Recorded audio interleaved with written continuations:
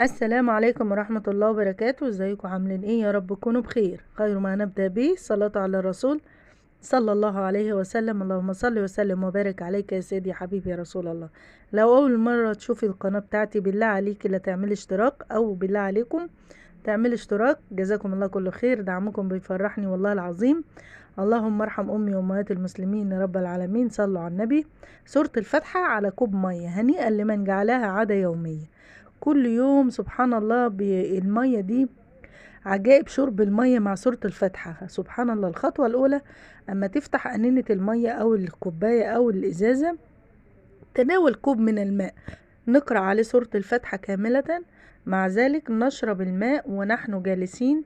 سورة الفاتحة مع الماء بتفتح الشرايين المغلقة، تشرح القلب والصدر، تعطيك طاقة إيجابية وتريح الأعضاء الداخلية مثل الكلى والقولون والكبد والمرارة وغيرهم. سبحان الله. والقرآن كله شفاء طبعا. طبعا دي صيدلية ربانية. سورة البقرة أو سورة الفاتحة في كوب ماء، هنيئا لمن جعلها عادة يومية. سورة الفاتحة روح تضاف إلى روحك، شيء عظيم في حياتك.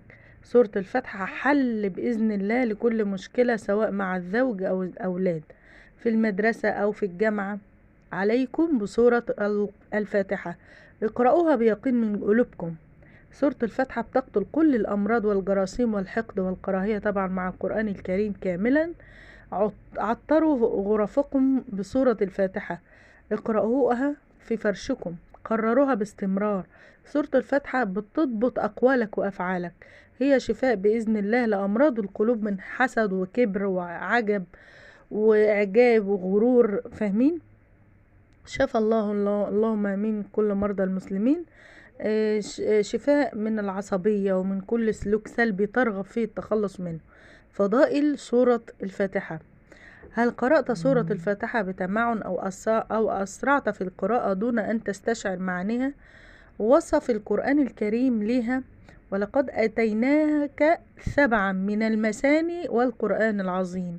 يخاطب الله عز وجل سبحانه وتعالى في هذه الآية سيدنا محمد صلى الله عليه وسلم. ماذا أعطاه؟ أعطاه 7 من المثاني، سورة الفاتحة والقرآن العظيم. وحرف الواو يفيد المساواة. الله تعالى سوى بين الفاتحة والقرآن. يقول بعض العلماء: اختزل القرآن في سورة الفاتحة، واختزلت الفاتحة في آية إياك نعبد وإياك نستعين. تكرار سورة الفاتحة في الصلاة 17 مرة في الفرائض فقط دون السنن والنوافل، وتكرارها في سر. يبقى يا اخواتي زي ما قلنا في الصلاة، لو نسينا سورة الفاتحة هل يجوز أن نسجد سجود السهو؟ في الصلاة لو نسينا سورة الفاتحة هل يجوز أن نسجد سجود السهو؟ لا، هو يجب علينا إعادة الصلاة، لأن سورة الفاتحة ركن من أركان الصلاة ولا تجبر بسجود السهو. هذا دليل على أهمية سورة الفاتحة ومكانتها. وتأتي سورة الفاتحة بالاستفتاح، هي ما نفتتح به الصلاة، واسمها الفاتحة على وزن فاعلة. وصفها الرسول صلى الله عليه وسلم بأنها شافية وكافية وأعظم سورة في القرآن.